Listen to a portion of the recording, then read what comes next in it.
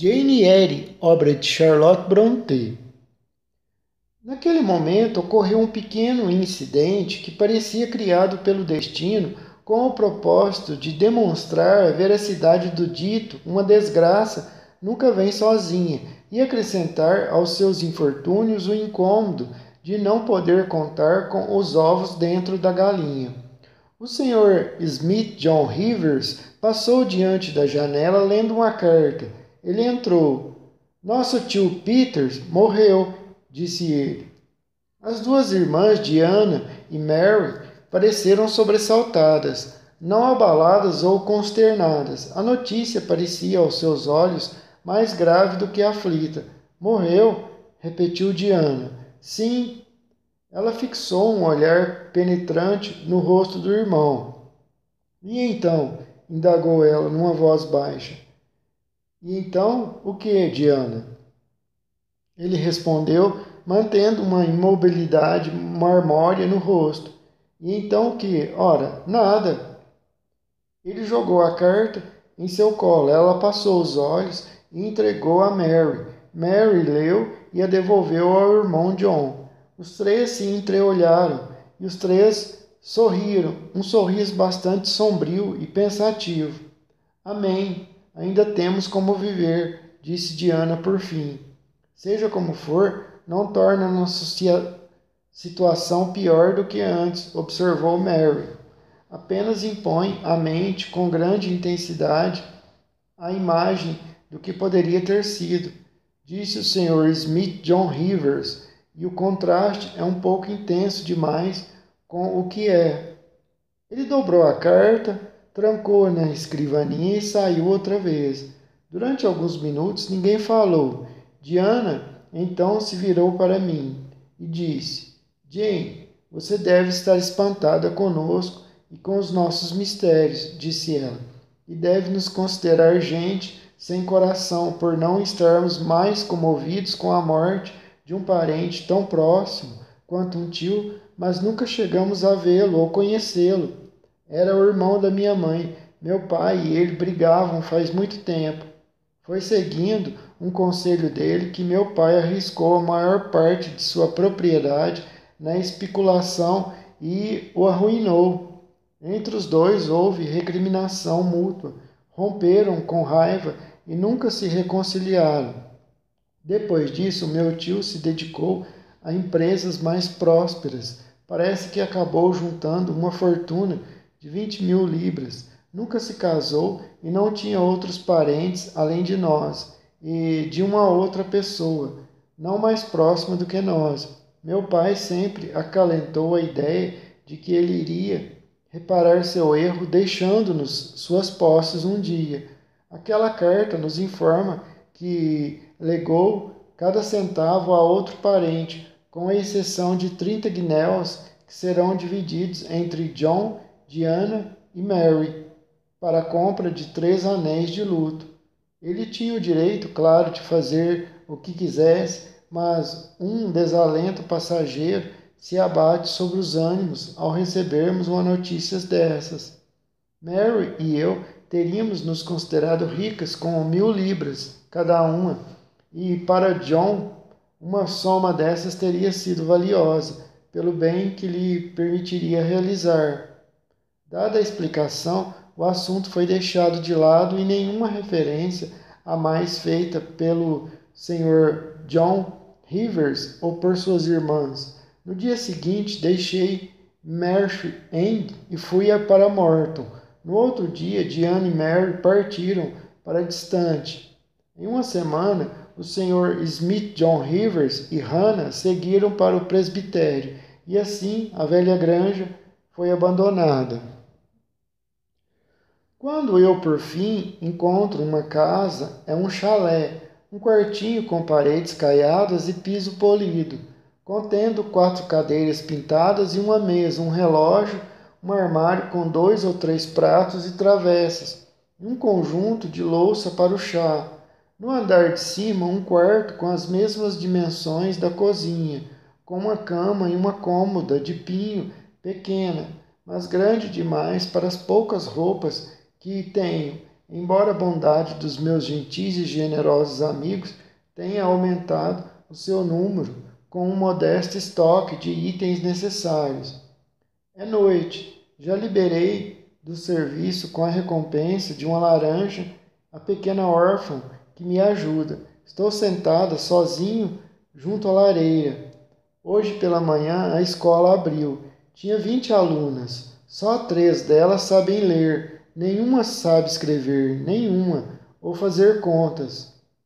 Várias sabem tricotar, algumas costurar um pouco. Sozinha. Falam com sotaque carregado da região. No momento, eu e elas estamos com dificuldade em nos entender. Algumas têm péssimas maneiras, são grosseiras, intratáveis, bem como ignorantes, mas outras são dóceis, com vontade de aprender e demonstram uma disposição que me agrada.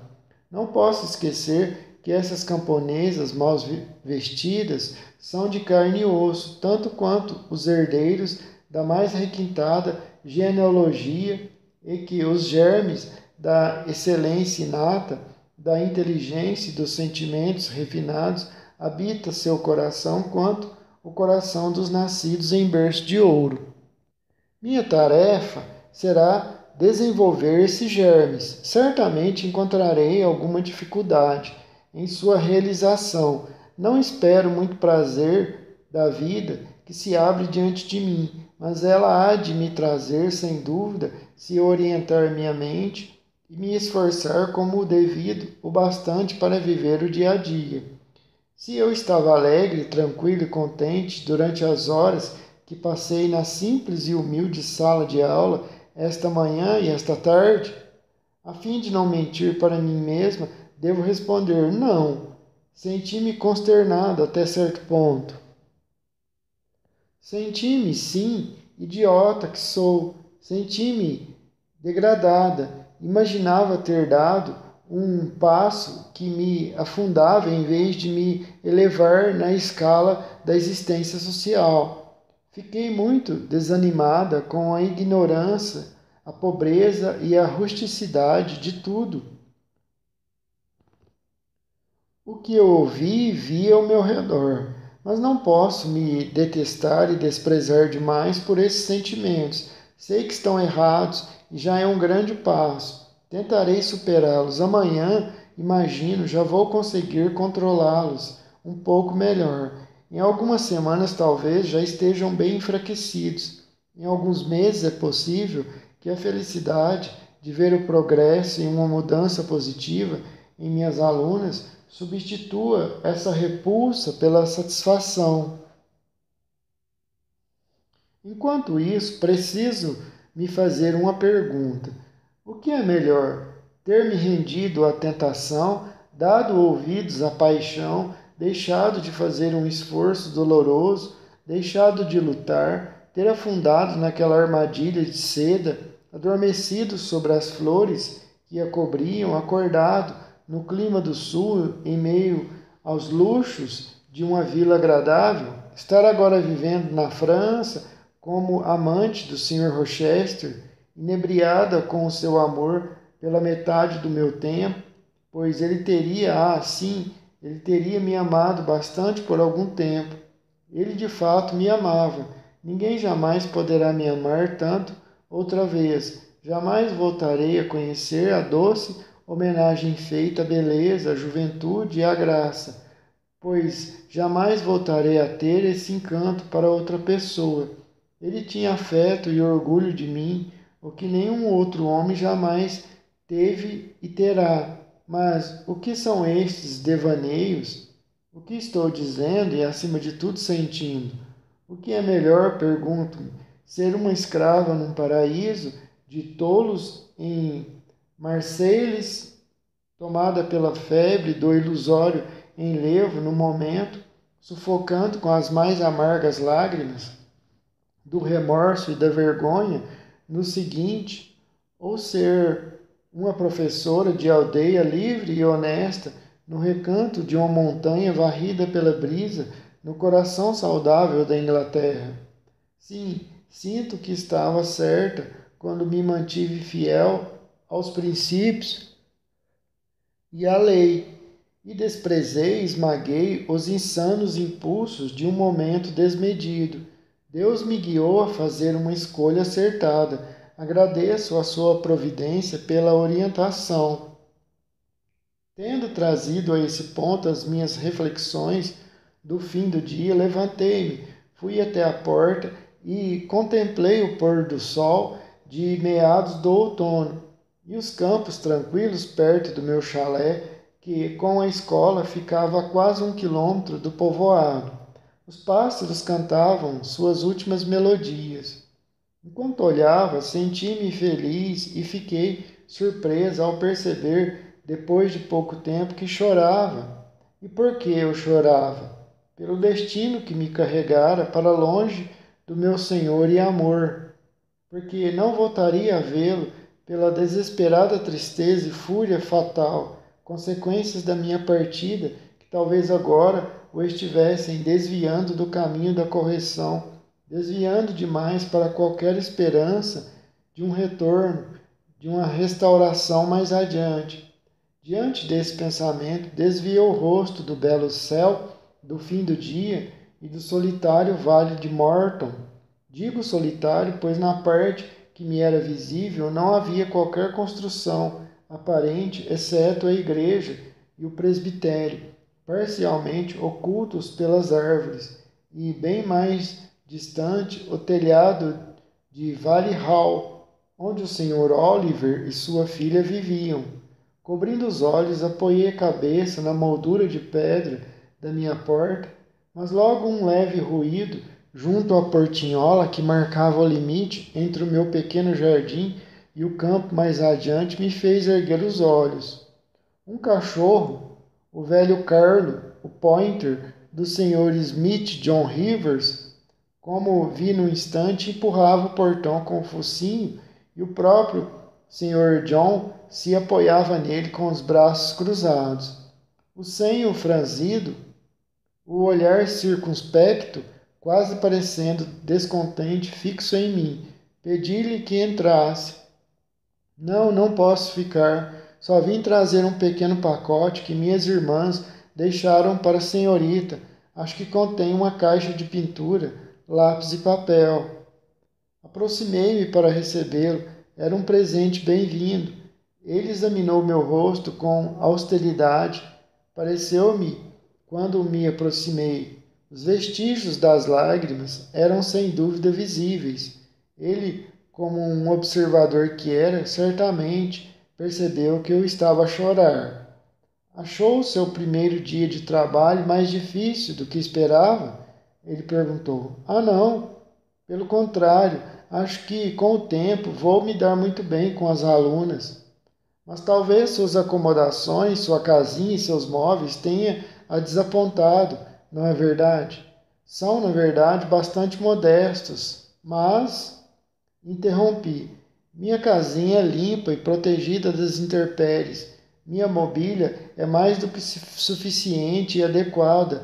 Tudo o que vejo aqui me faz sentir gratidão e não desalento. Não sou, em absoluto, uma tola e sensualista a ponto de lamentar a falta de um tapete, de um sofá, de pratarias. Não me importo com isso, jamais. Além disso, há 5 semanas eu não tinha nada. Era uma pária, uma mendiga a caminhar pelas ruas, uma andarilha. Agora tenho conhecidos, uma casa, trabalho. Admiro-me com a bondade de Deus, a generosidade dos amigos, a magnanimidade do meu destino. Não me queixo, mas se sente oprimida pela solidão.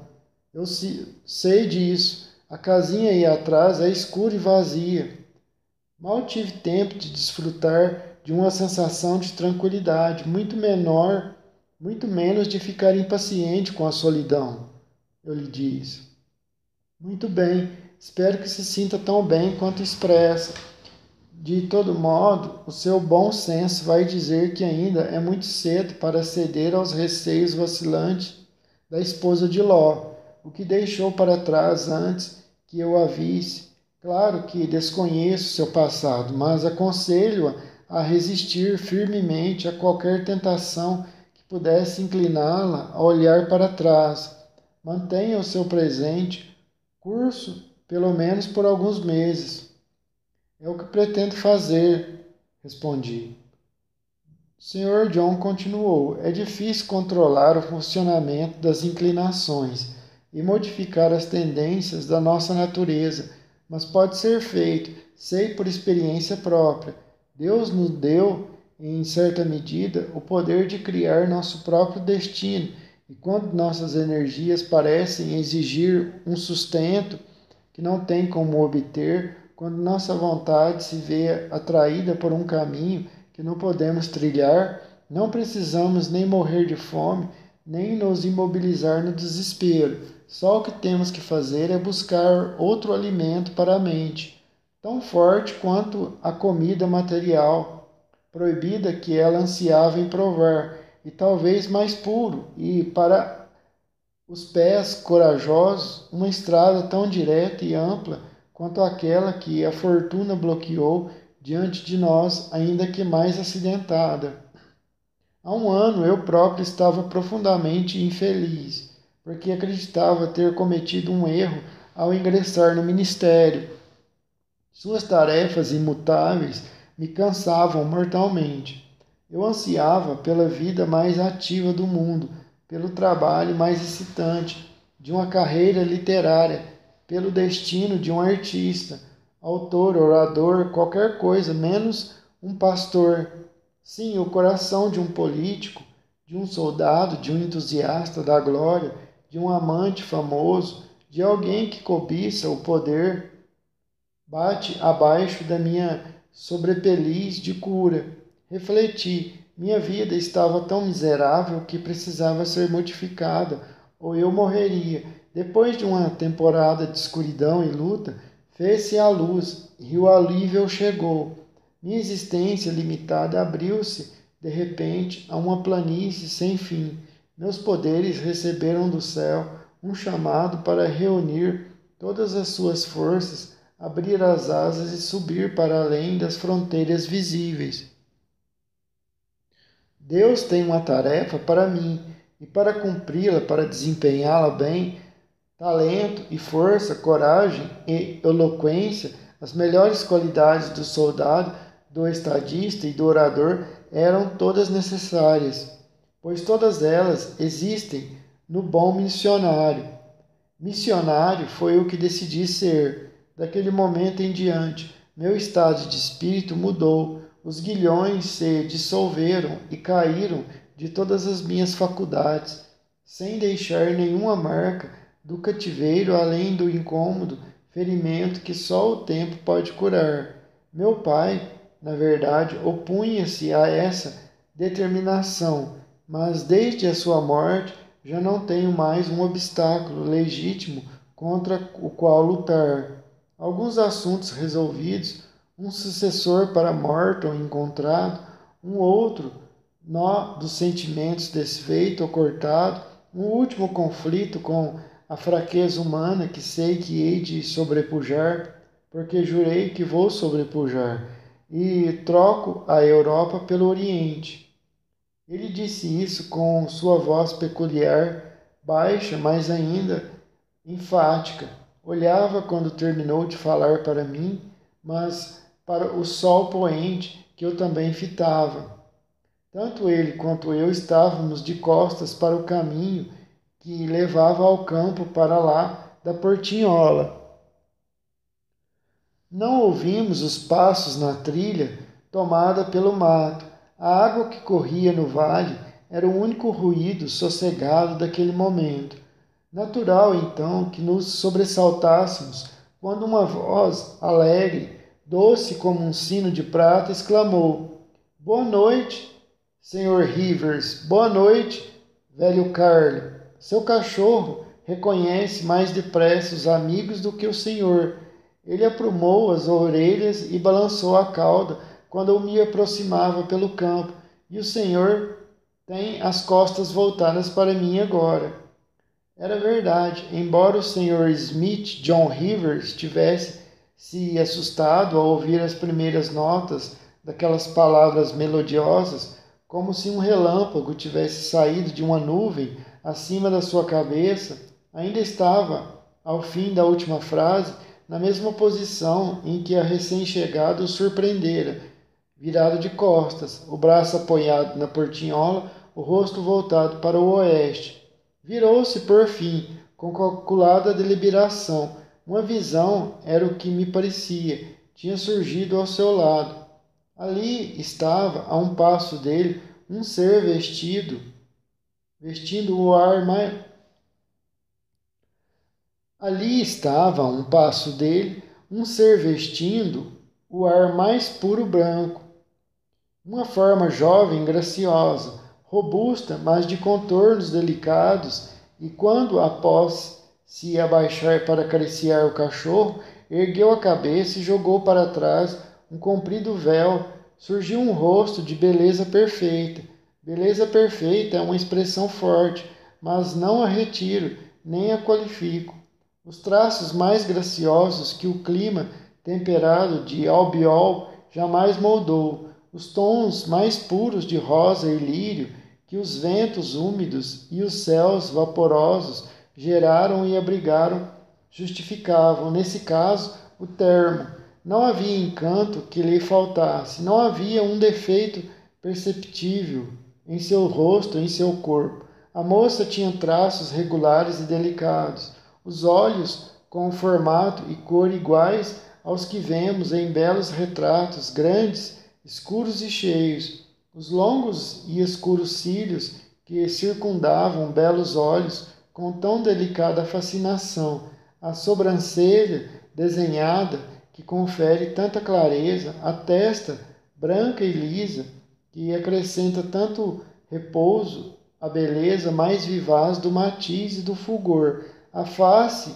oval, fresca e lisa, os lábios também frescos, os corados saudáveis, com formato gracioso, os dentes alinhados e brilhantes, sem uma falha, o pequeno queixo com uma covinha, o ornamento de tranças abundantes e fartas, detalhes que, somados, formavam o ideal de beleza em poucas palavras, eram inteiramente seus. Eu me maravilhava enquanto olhava para a bela criatura.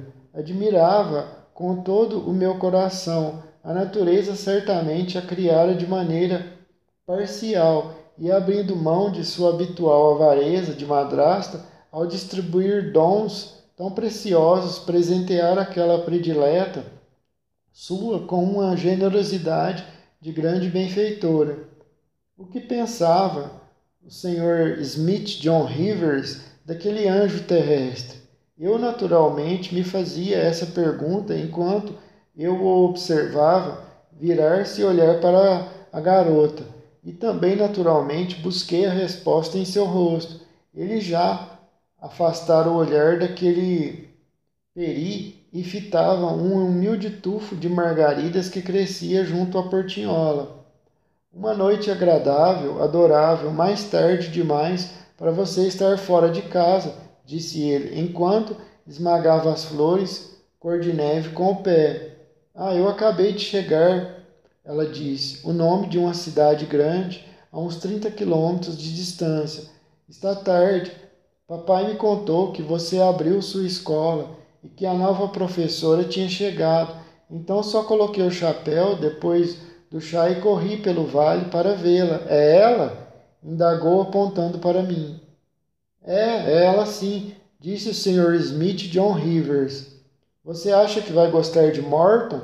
Ela me perguntou com uma direta e ingênua simplicidade no tom e na forma, agradável ainda que infantil. Espero que sim, tenho muitos motivos para gostar, lhe respondi. Suas alunas são tão dedicadas quanto esperava?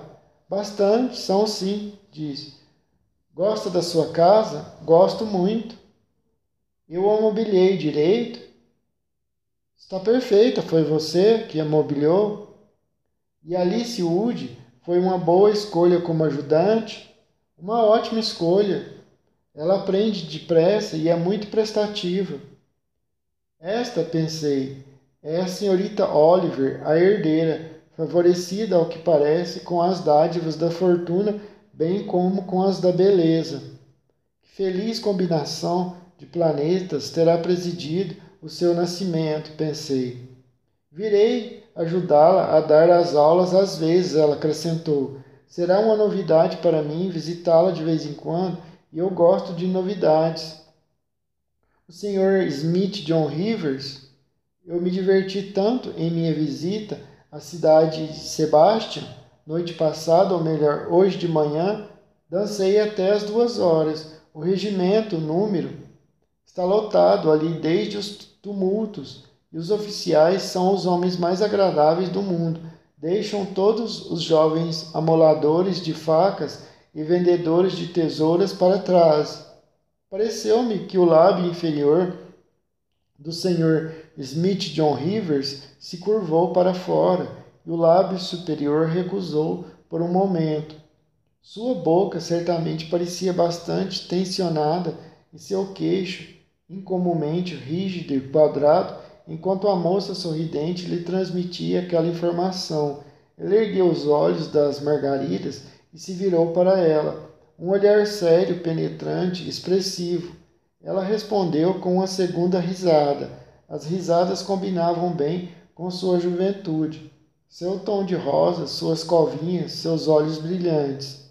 Enquanto ele continuava parado, mudo, circunspecto, a olhá-la, ela mais uma vez se abaixou para acariciar o cachorro Carlo. O pobre Carlo me adora, disse ela. Ele não fica sério e distante com os amigos. Se pudesse falar, não estaria calado, por certo, disse a menina.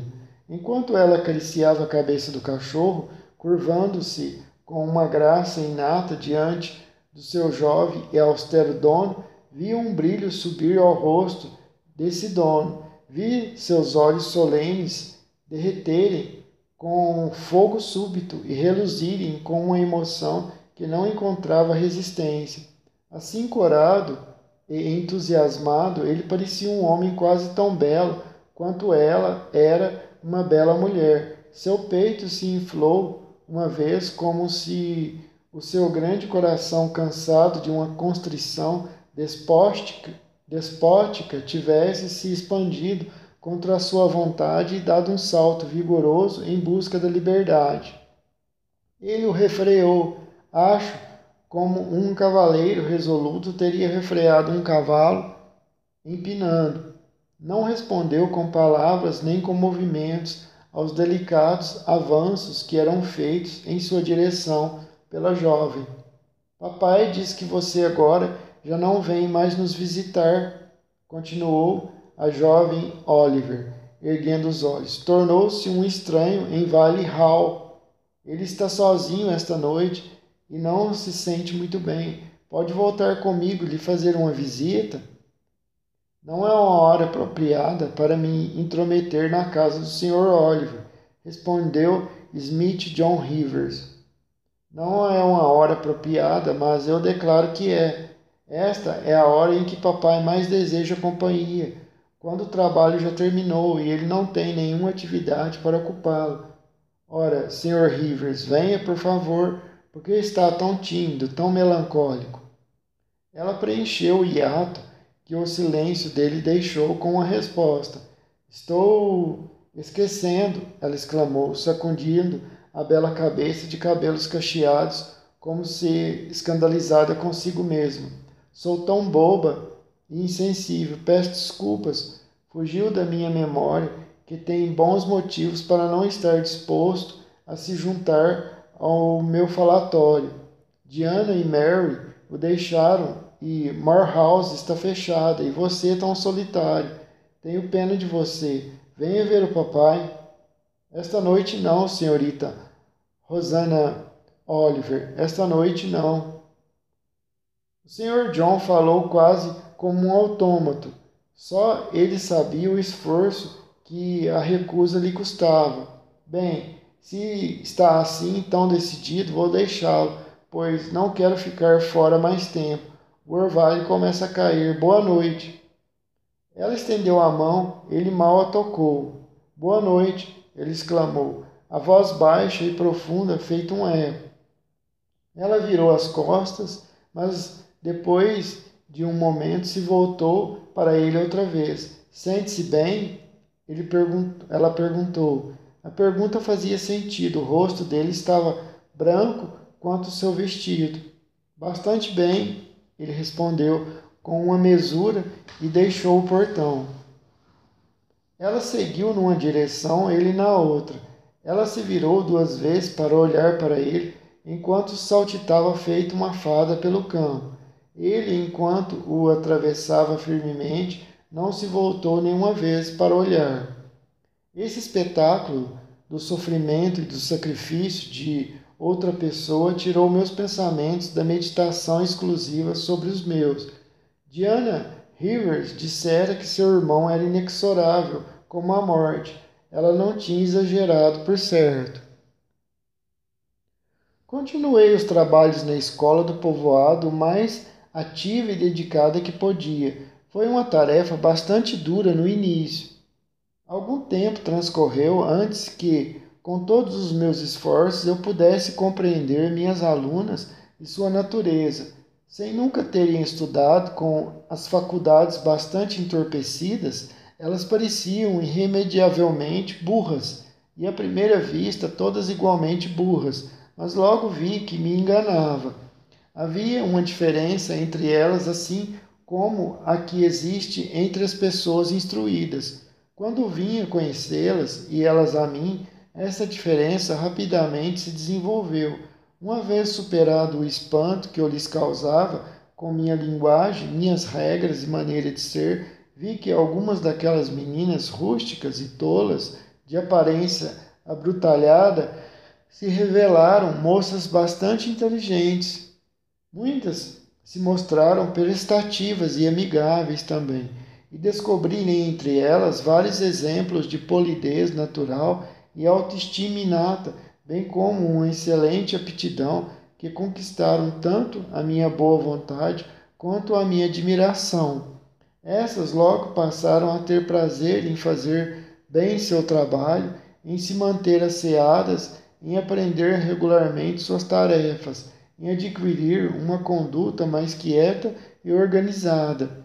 A rapidez do seu progresso em certas instâncias era até mesmo surpreendente, e eu sentia um orgulho honesto e feliz por isso. Além do mais, comecei a me afeiçoar pessoalmente a algumas das melhores entre elas, que também gostavam de mim.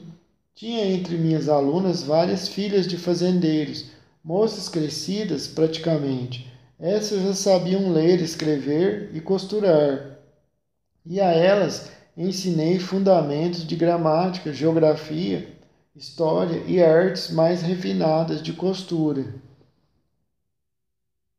Encontrei personalidades admiráveis entre elas, desejosas de informação e dispostas a progredir, com as quais passei muitas horas agradáveis no fim do dia em suas próprias casas.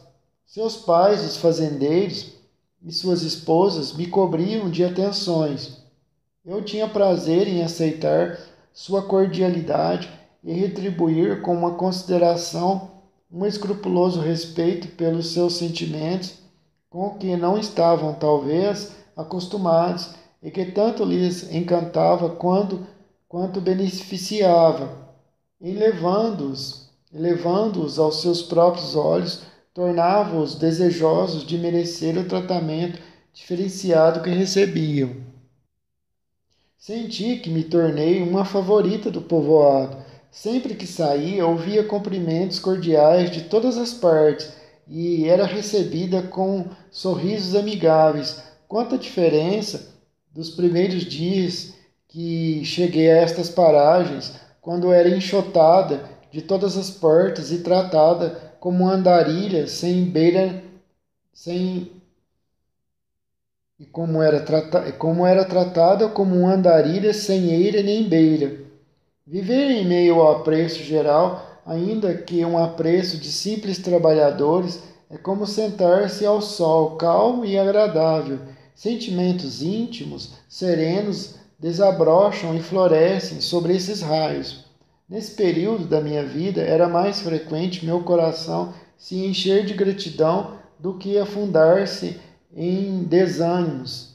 Contudo, leitor, para ser honesta, no meio dessa calma e útil existência, depois de um dia passado em meio a honrados esforços entre minhas alunas, e uma noite desenhando ou lendo, contente e sozinha, eu costumava encontrar sonhos estranhos ao me deitar, sonhos multicoloridos, agitados de imaginação viva e tempestuosa, sonhos em que, em meio a cenários incomuns, repletos de aventuras, cheios de risco perturbador e romântico acaso, eu ainda encontrava repetidas vezes o Sr. Rochester, sempre num momento de crise emocionante. E então a sensação de estar em seus braços, ouvir sua voz, fitá-lo nos olhos, de tocar suas mãos e seu rosto, de amá-lo e ser amada por ele, a esperança de passar uma vida ao seu lado era renovada com toda a força do mundo, com todo o fervor iniciais. Então eu despertava, então eu me lembrava de onde estava e em que situação. Então eu me levantava em minha cama, sem dossel, trêmula, e então a noite imóvel e escura testemunhava a convulsão do desespero e ouvia a erupção da minha paixão e das minhas lágrimas. Às 9 horas da manhã seguinte eu estava pontualmente abrindo a escola, tranquila, determinada, preparada para as tarefas regulares do dia. Rosana Oliver manteve sua palavra e vinha me visitar sempre. Suas indas à escola, em geral, aconteciam no curso de sua cavalgada matinal. Ela surgia trotando até a porta em seu cavalo, seguida por um criado de libré, também a cavalo. Mal posso imaginar algo mais sublime que sua chegada, com sua roupa de montaria púrpura, seu barrete de amazona, de veludo graciosamente colocado sobre os longos cachos que beijavam a sua face e flutuavam até seus ombros. Era assim que ela entrava na casa rústica e deslizava entre as fileiras fascinadas de meninas do povoado.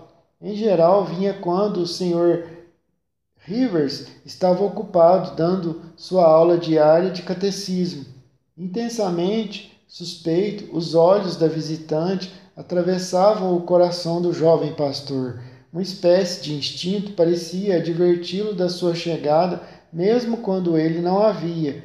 E se ele estivesse olhando na direção da porta e ela aparecesse, seu rosto logo ficava vermelho e seus traços marmóreos, embora se recusassem a relaxar, mudavam de maneira indescritível, e sua própria quietude se tornava a expressão de um fervor reprimido, mais forte do que os músculos tensos e o olhar instável poderiam indicar. Claro, ela sabia o poder que tinha sobre ele. Na verdade, ele não escondia dela, porque não tinha como esconder. Apesar do seu estoicismo cristão, quando ela se aproximava, ele se dirigia a ela. Ela se aproximava e se dirigia a ele e sorria alegremente, de maneira encorajadora, e mesmo afetuosa junto ao seu rosto, a mão dele tremia e seus olhos queimavam. Ele parecia dizer, com sua expressão triste e resoluta, o que não dizia com os lábios: eu a amo. Eu sei que sou o seu escolhido.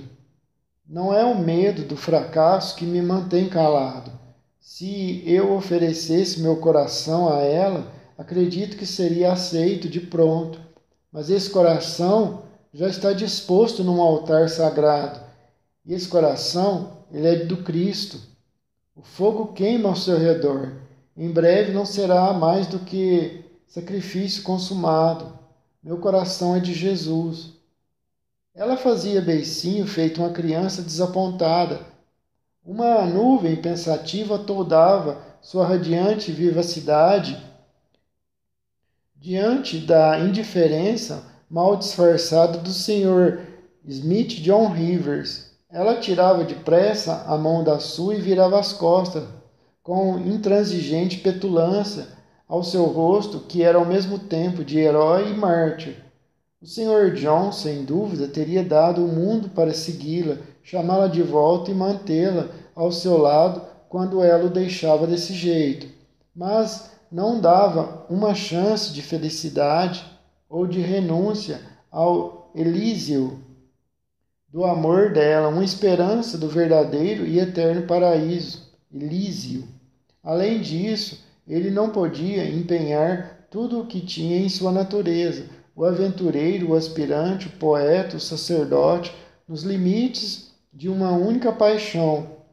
Não podia e não queria renunciar ao vasto campo da vida de missionário pelas saletas e pela paz de Valley Hall. Tudo isso ele mesmo me contou numa intromissão que certa vez, apesar de seu recato, eu tive a ousadia de fazer em seus segredos. A senhorita Oliver já me honrara com frequentes visitas ao meu chalé. Eu agora conhecia por completo a sua personalidade, que não tinha mistério ou disfarce. Ela era coquete, mas não cruel, exigente, mas não era egoísta. Tinham feito suas vontades desde o nascimento, mas ela não era absolutamente mimada. Não era. Era uma boa jovem, sincera, tinha um grande coração. Era precipitada, mas bem-humorada, vaidosa, não tinha como evitar. Quando cada olhar ao espelho lhe mostrava tamanha beleza, mas não afetada, liberal, inocente do orgulho por sua riqueza, ingênua, suficientemente inteligente, alegre, cheia de vivacidade e distraída. Era encantadora, em poucas palavras, mesmo a uma observadora fria do mesmo sexo, como eu, mas não era profundamente interessante ou tão impressionante. Sua mente era de um tipo muito diferente, por exemplo, da mente das irmãs do Sr. Smith, John Rivers. Ainda assim, eu gostava dela, quase como gostava da minha aluna Adele, exceto pelo fato de que, por uma criança de quem cuidamos e a quem ensinamos, cria-se um afeto mais próximo e profundo do que aquele que podemos ter por uma conhecida adulta, ainda que igualmente atraente. Ela fora tomada por um sentimento de amizade por mim.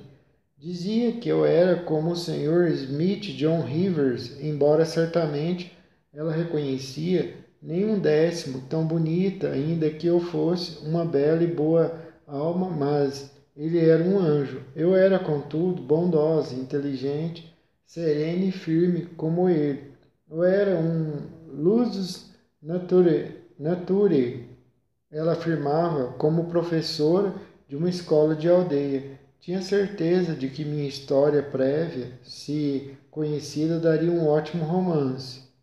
Certa noite, enquanto mexia com sua habitual inquietude infantil e curiosidade inconsequente, mas inofensiva, no armário e no gaveteiro da minha pequena cozinha, descobriu 2 livros em francês, um volume de Schiller e uma gramática de um dicionário de alemão e também os meus materiais de desenho e alguns esboços, incluindo uma cabeça feita a lápis de uma menininha parecida com um querubim, uma de minhas alunas, e várias paisagens feitas no vale de Morton e nos pântanos ao redor.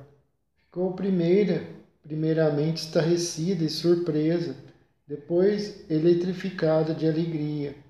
Eu tinha feito aquelas pinturas, eu falava francês e alemão, que amor, que milagre eu era. Eu desenhava melhor do que o professor dela em sua primeira escola, em Sebastian. Será que eu faria um retrato seu para mostrar a papai? Com prazer, respondi. Senti a emoção do prazer do artista ante a ideia de retratar um modelo tão perfeita e radiante.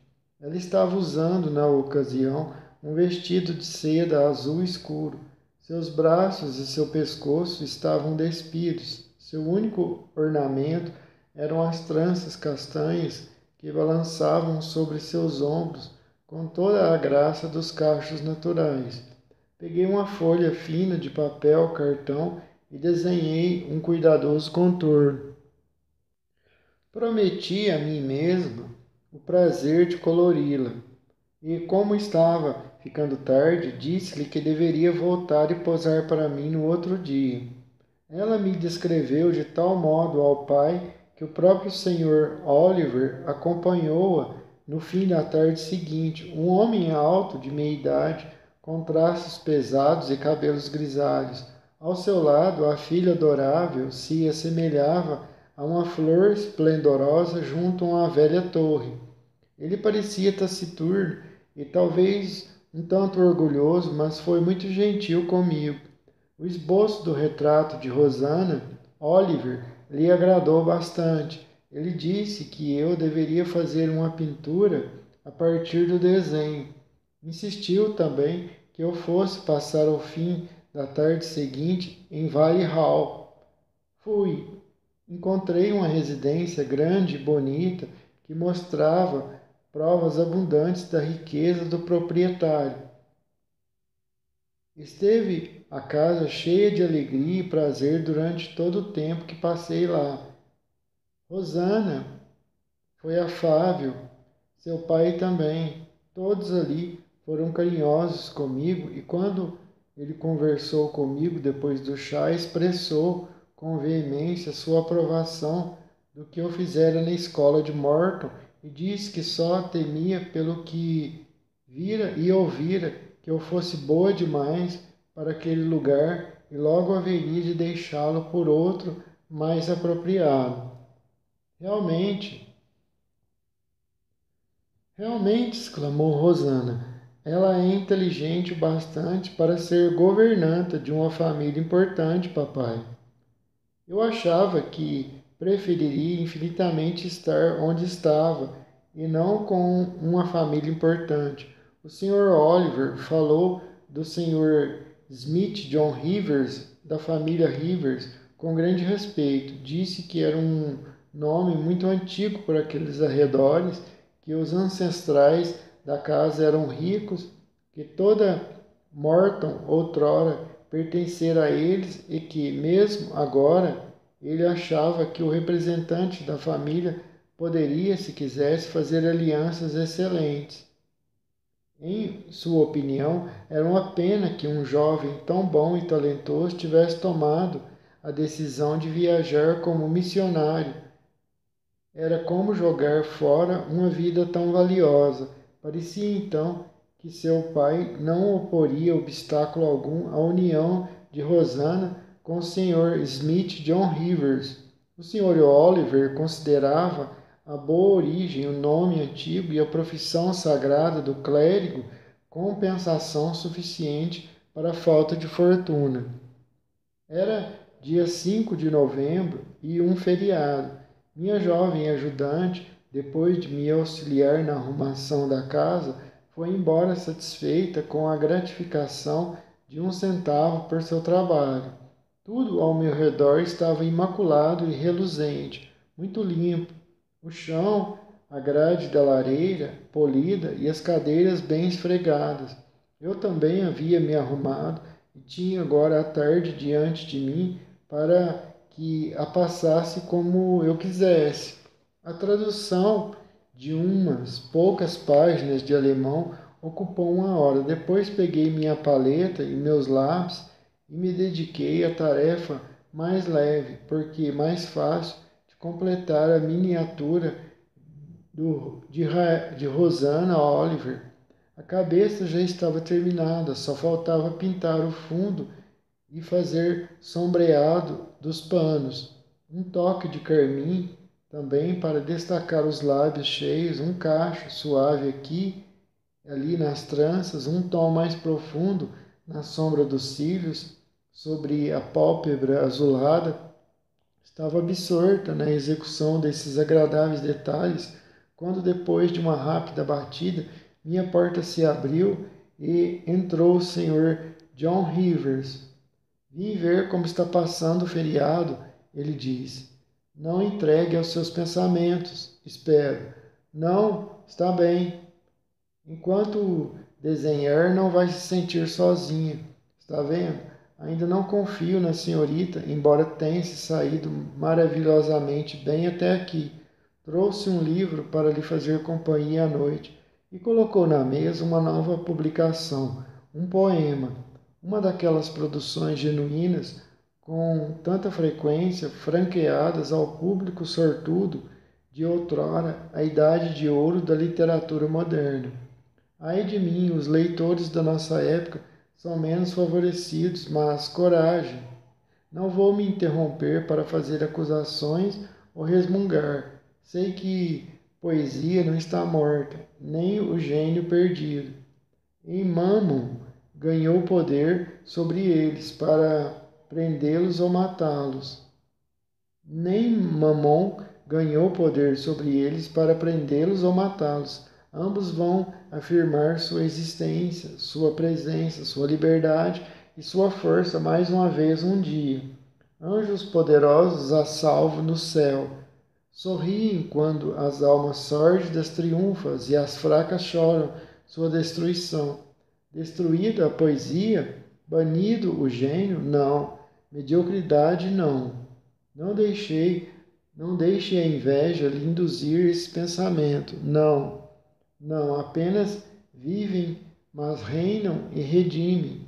E sem sua influência divina, espalhada por toda parte, você estaria no inferno de sua própria insignificância. Enquanto eu lia as páginas luminosas de Marmion, pois de Marmion se tratava, o Sr. John se inclinou para examinar o meu desenho. Seu vulto alto endireitou-se outra vez com espanto. Ele não disse nada. Olhei para ele, que evitou meu olhar. Sabia bem quais eram seus pensamentos e podia ler com clareza o seu coração. No momento, eu me sentia mais calma e ponderada do que ele. Estava, portanto, temporariamente em vantagem e tive vontade de ajudá-lo, se pudesse. Com toda a sua firmeza e autocontrole, pensei, ele está se exigindo demais. Tranca dentro de si cada sentimento e cada aflição. Não expressa, não conversa e não comunica nada. Tem certeza de que lhe faria bem falar um pouco sobre sua doce Rosana, com quem ele acha que não deveria se casar. Vou fazer com que ele fale.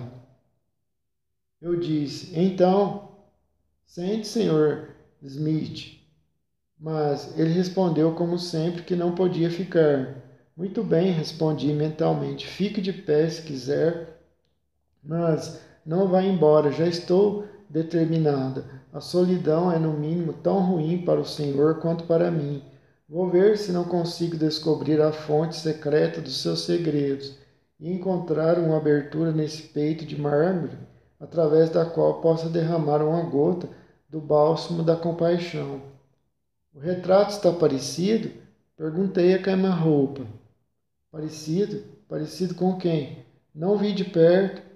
Retrato de quem? Viu sim, senhor Smith John Rivers. Ele quase se sobressaltou com a minha súbita e estranha brusquidão. Olhou para mim muito surpreso. Ah, isso ainda não é nada, murmurei comigo. Não vou ficar desconcertada por uma pequena rispidez de sua parte. Estou preparada para percorrer uma longa distância. Continuei conversando mentalmente comigo mesma, e então continuei a falar. Viu de perto e com atenção, mas se quiser olhar outra vez, não me oponho. Eu me levantei e coloquei em sua mão. Um retrato bem feito, disse ele. As cores são suaves e nítidas, os traços são graciosos e corretos. Sim, sim, sei de tudo isso, mas e quanto à semelhança? Com quem se parece? Dominando certa hesitação, ele respondeu, com a senhorita Oliver, presumo. Claro, e agora, para recompensá-lo por ter adivinhado, prometo pintar para o senhor uma cuidadosa e fiel duplicata deste mesmo retrato, se admitir que o presente seria aceitável. Não desejo jogar fora o meu tempo e meus esforços numa oferta que haveria de considerar sem valor. Ele continuou olhando para o retrato. Quanto mais tempo olhava, com mais firmeza o segurava e mais parecia cobiçá-lo. É muito parecido, murmurou. Os olhos estão bem executados, a cor, a luz e a expressão estão perfeitas. Sorriem. Ter um retrato assim iria reconfortá-lo ou fazê-lo sofrer? Diga-me, perguntei-lhe. Quando estiver em Madagascar, na cidade do Cabo ou na Índia, seria um consolo estar de posse desta recordação ou um sofrimento? Ou sua visão traria memórias destinadas a enervá-lo e angustiá-lo? Ele ergueu furtivamente os olhos, então olhou para mim, irresoluto, perturbado, estudou mais uma vez o retrato. Que eu gostaria de tê-lo é certo. Se isso seria sensato ou prudente é outra questão. Como eu já sabia que Rosana realmente o elegera e que não era provável que o seu pai se opusesse à união, eu menos exaltado em minhas opiniões do que o Sr. John, estava fortemente disposta em meu próprio coração a defender aquele elo. Parecia-me que, uma vez de posse da grande fortuna do Sr. Oliver, ele poderia fazer tanto bem quanto faria ao colocar o seu gênio para definhar e sua força para se esvair sobre o sol tropical. Assim convencida, respondi: até onde posso ver, seria mais sábio e mais prudente se o Senhor reivindicasse o original imediatamente, me entende? A essa altura ele se sentara, colocara o retrato na mesa diante dele e, com a testa apoiada nas duas mãos, debruçava-se afetuosamente sobre a imagem. Percebi que ele já não estava zangado ou escandalizado com a minha audácia. Vi mesmo que o fato de eu ter abordado com tanta franqueza um assunto que ele decretara inacessível e ouvi-lo assim dito livremente começava a lhe proporcionar um novo prazer, um certo alívio inesperado. Pessoas reservadas, com frequência, precisam mais da discussão desses sentimentos e pesares do que as expansivas. O estoico, aparentemente mais duro, é, afinal de contas, um ser humano. Irromper com ousadia e boa vontade no mar silencioso de sua alma é muitas vezes lhe fazer o mais importante obséquio, a maior de todas as ajudas. Ela gosta do Senhor, tenho certeza, eu disse, de pé atrás de sua cadeira, e o pai dela o respeita muito, eu sei. Além do mais, é uma moça encantadora, um tanto irrefletida, mas o Senhor haveria de refletir o suficiente pelos dois. Deveria se casar com ela. Ela gosta de mim? Ele perguntou. Certamente, mais do que qualquer outra pessoa. Fala do Senhor o tempo todo. Não há assunto que lhe dê tanto prazer ou que ela mencione tanto. É muito agradável ouvir isso, ele disse. Muito. Pode prosseguir por mais um quarto de hora. E, efetivamente, pegou o relógio e pôs sobre a mesa para controlar o tempo. Mas de que adianta prosseguir? Perguntei, quando provavelmente o Senhor está preparando um golpe férreo para me contradizer ou forjando uma nova corrente para agrilhoar seu coração. Não imagine coisas tão duras. Pense em mim cedendo e derretendo como faço agora.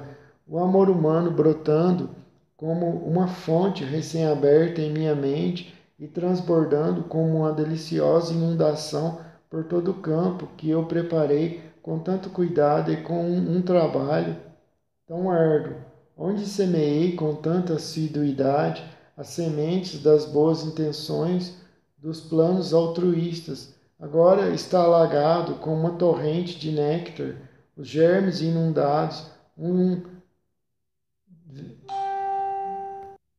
agora está alagado com uma torrente de néctar, os germes inundados por um rio imenso de águas correndo. Agora que vejo estendido no divã da sala de estar em Valley Hall, aos pés de minha noiva, Rosana Oliver. Ela fala comigo com sua voz doce, olha para mim com aqueles olhos que sua mão talentosa copiou tão bem. Sorri para mim com os seus lábios de coral que você também desenhou tão perfeitamente. Ela é minha, eu sou seu. Esta vida presente e este mundo passageiro me bastam. Silêncio.